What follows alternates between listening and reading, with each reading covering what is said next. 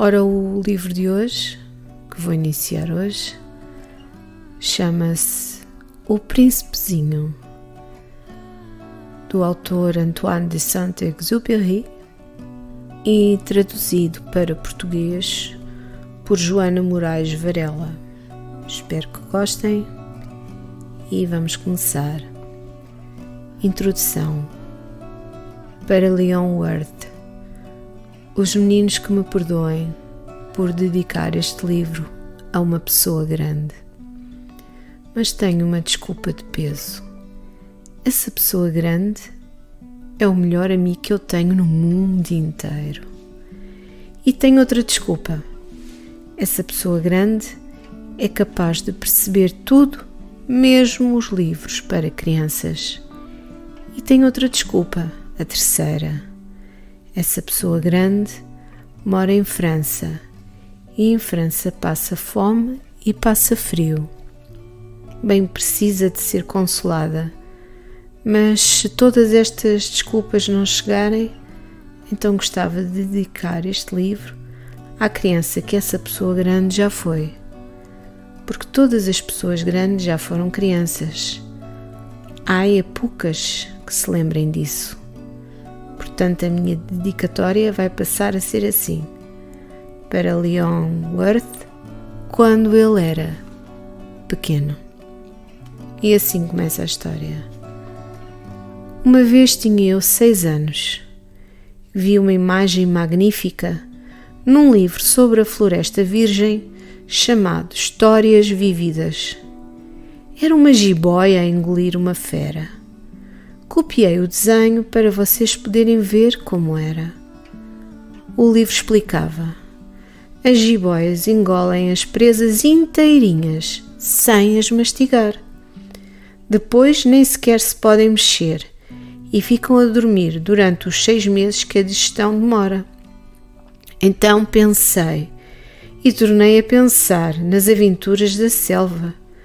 Peguei num lápis de cor e acabei por conseguir fazer o meu primeiro desenho.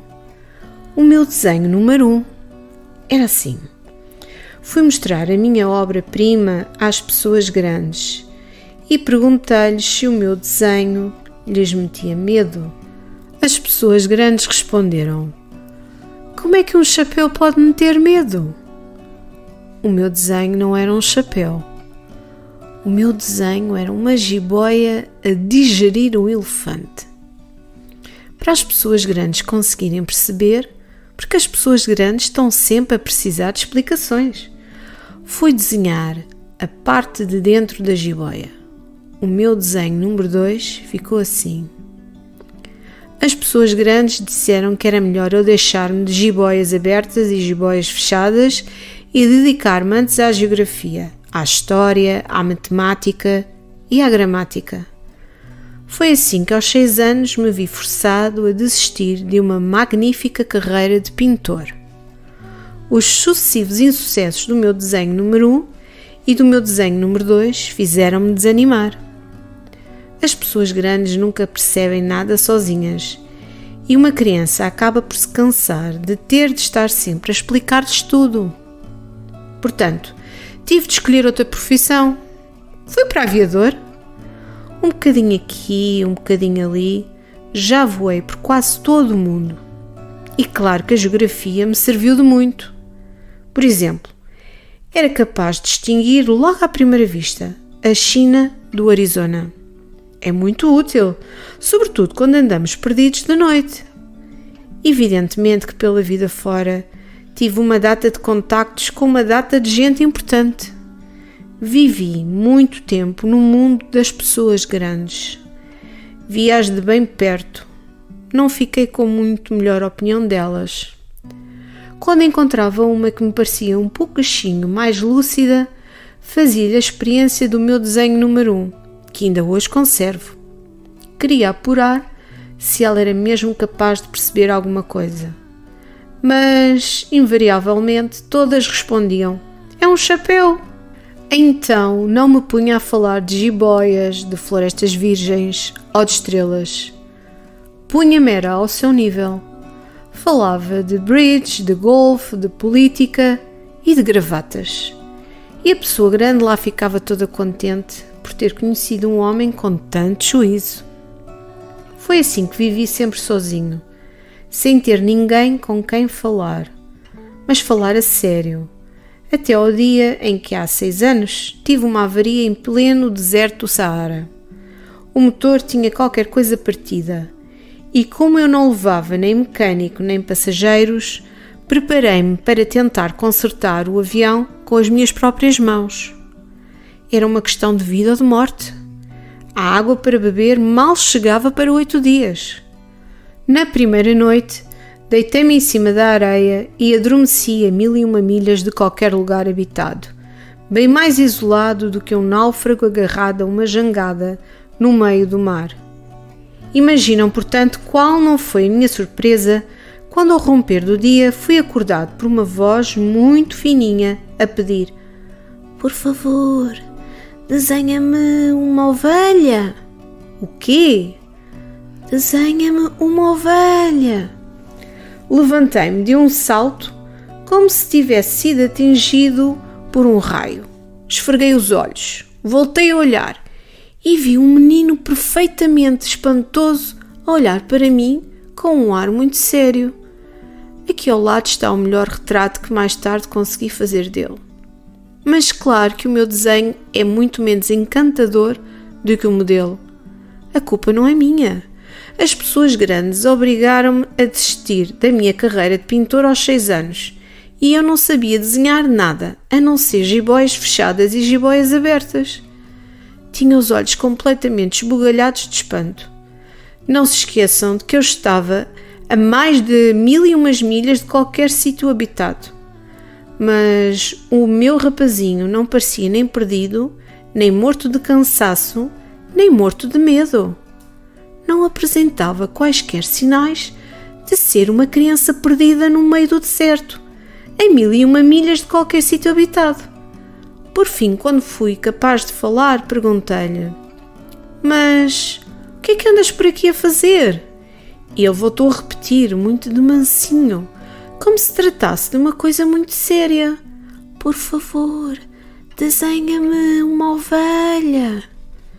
Quando o mistério é grande demais, não nos atrevemos a desobedecer, por muito absurdo que aquilo me parecesse. A 1001 milhas de todos os sítios habitados e em perigo de morte, tirei uma folha de papel e uma caneta de algibeira.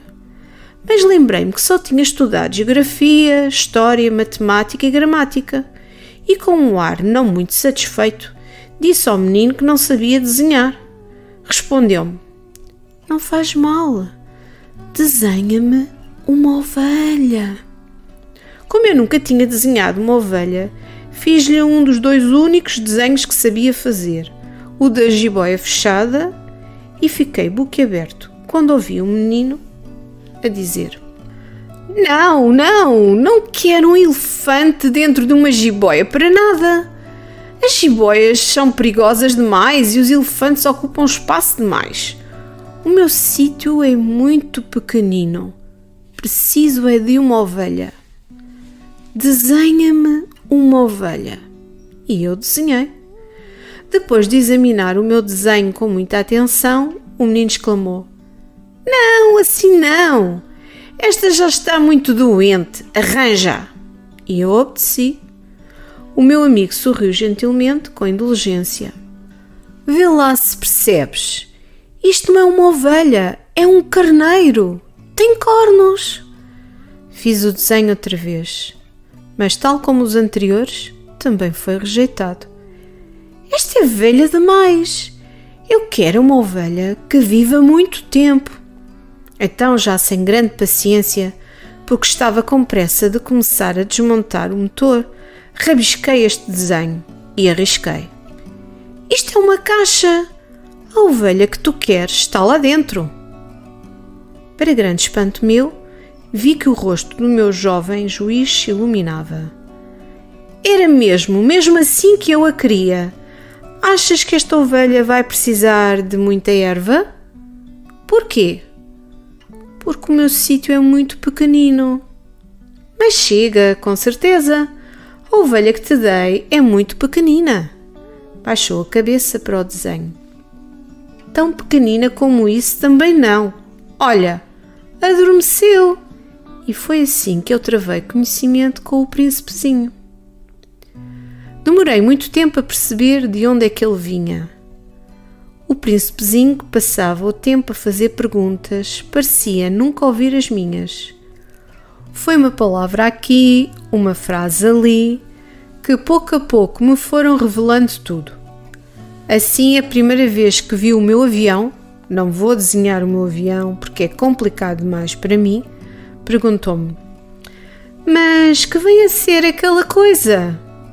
Aquilo não é uma coisa, aquilo voa, aquilo é um avião, é o meu avião.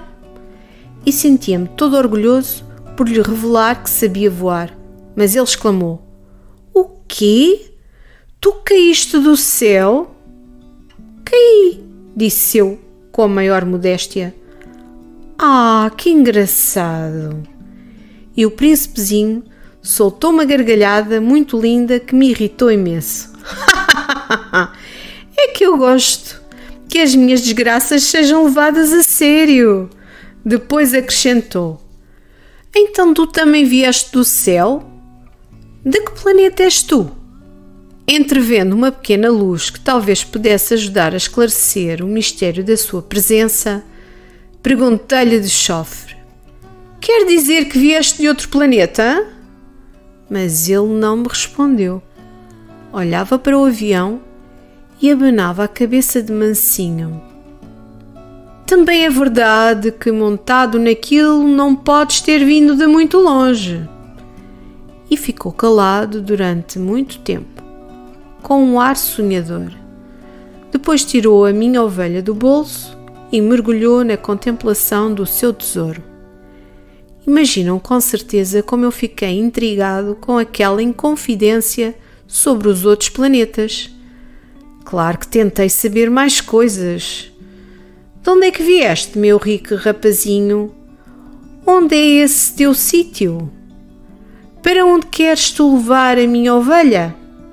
Ficou calado a pensar e respondeu: o que vale é que assim, com a caixa que tu me deste, ela já tem uma casa para passar a noite. Claro, e se tu te portares bem, também te dou uma corda para a teres amarrada durante o dia e uma estaca. O príncipezinho pareceu escandalizado com a ideia. Amarrá-la? Mas para quê?